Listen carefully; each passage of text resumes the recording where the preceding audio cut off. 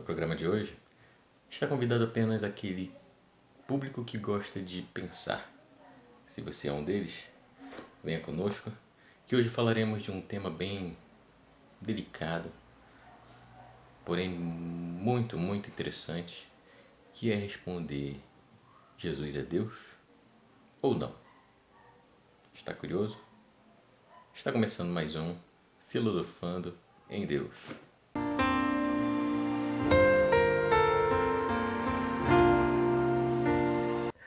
Sejam bem-vindos mais uma vez ao canal. Dessa vez vamos responder ao questionamento deixado lá no 9º programa. E para esse programa temos muitas coisas a abordar. Espero que o tempo não seja muito extrapolado, mas a tendência é que ele ultrapasse a média dos nossos programas. Para começar,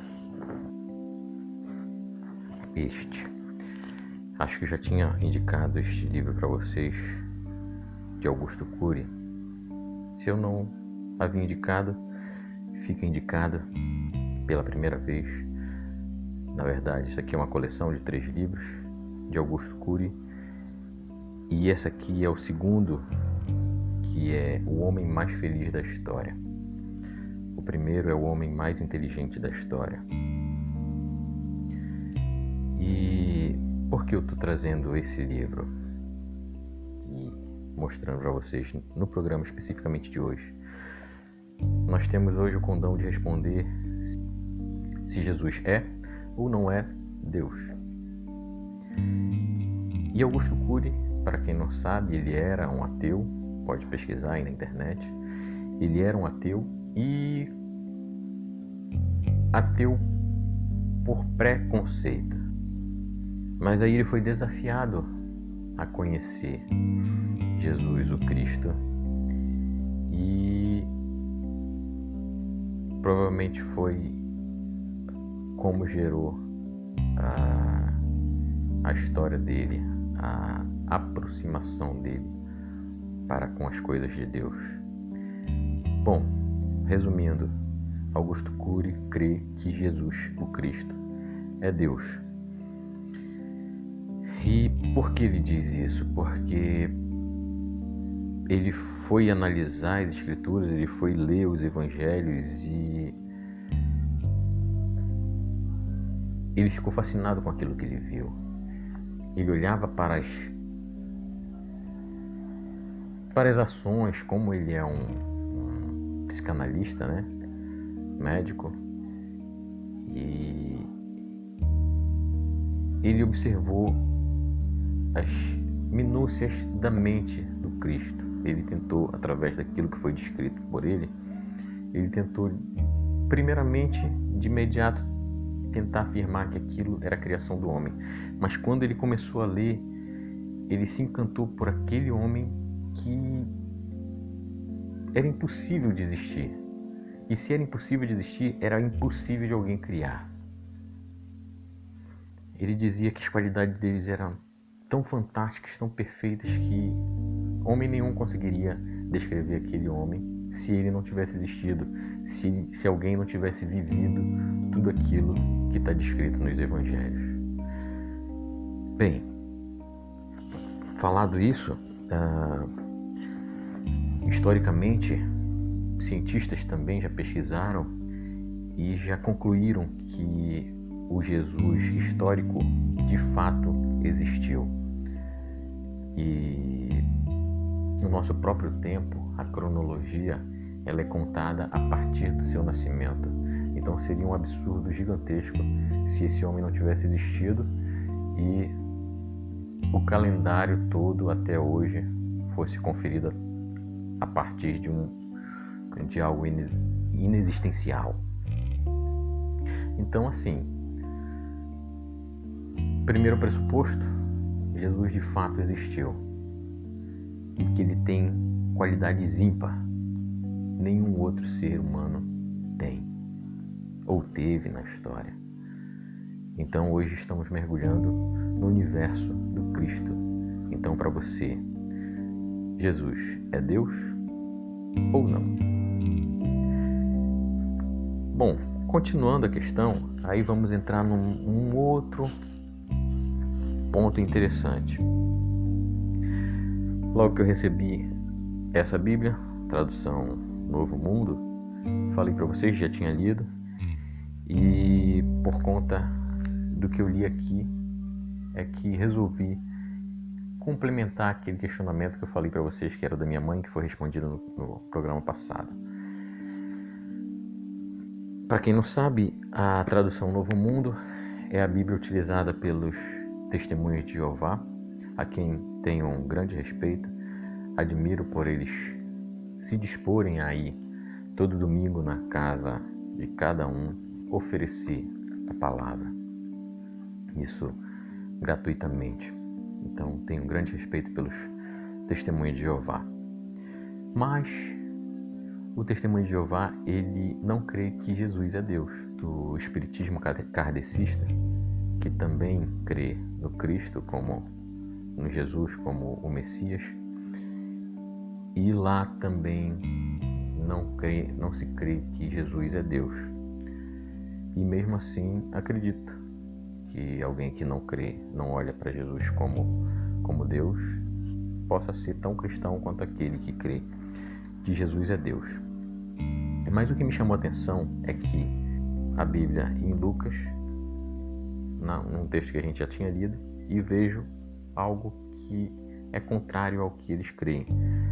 Olha só como está escrito lá em Lucas 1:16. E fará muitos dos filhos de Israel voltar para Jeová, o Deus deles. Também irá na frente dele com o espírito e o poder de Elias. Então olha só, frise-se que aqui na Bíblia deles está escrito: também irá na frente dele. Dele quem?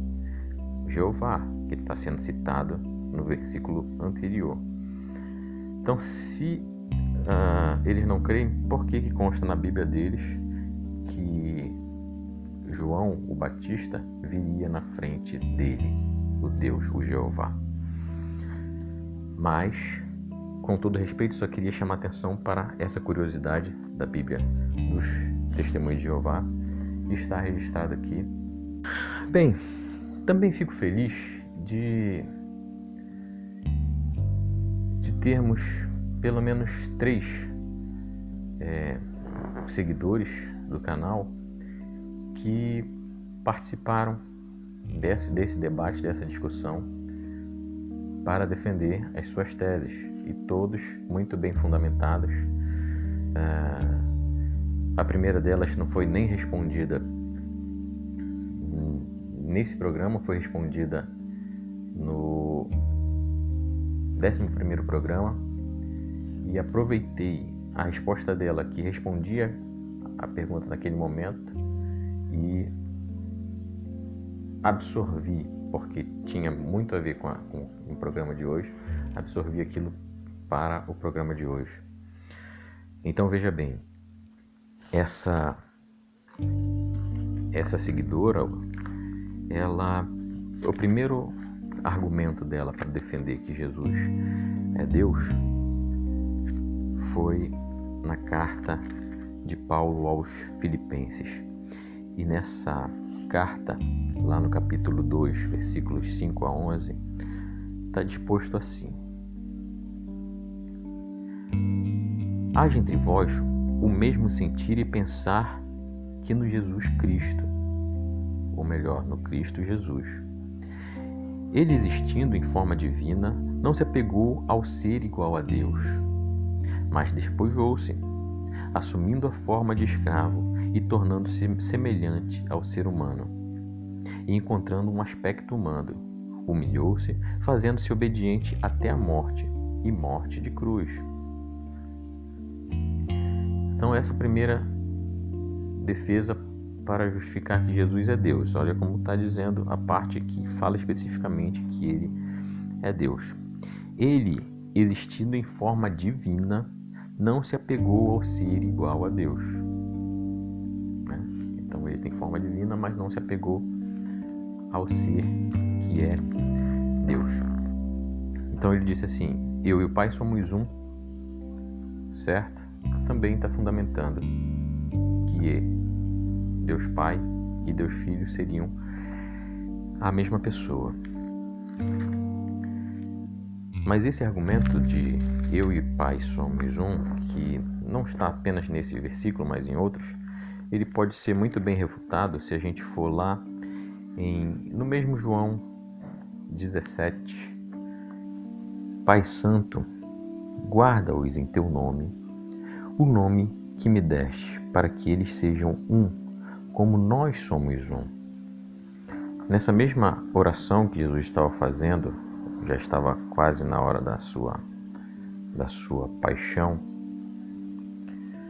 e nessa mesma oração ele diz mais adiante, lá no versículo 21, que todos sejam um, como tu, Pai, está em mim e eu em ti, que eles estejam em nós, para que eles sejam um, como nós somos um, eu neles e tu em mim. Então, assim, em relação ao João 10:30, pode ser que ele tenha mencionado isso conforme está sendo mencionado em João 17:11 e 17:21 e 17:22. Pode ser que eu esteja errado, também pode ser que eu esteja errado. Mas ele quer dizer que eu e Deus somos um porque agimos em comum, o Filho agindo em favor do Pai. E quando ele pede para que os seus sejam um também, é que todos ajam conforme a vontade do Filho, que era o Cristo. Entendeu? Então, essa seria mais fácil de refutar. Agora, aqueles que não creem que Jesus é Deus. Olha como está disposto em João 7:29.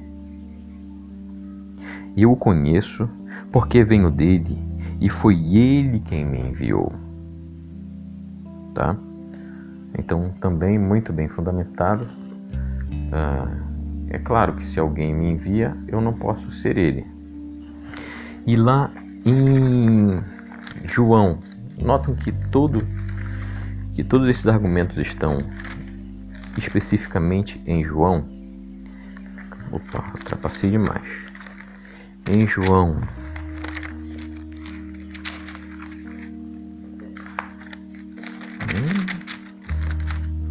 aqui. Em João 20:21, olha só o que diz a Bíblia.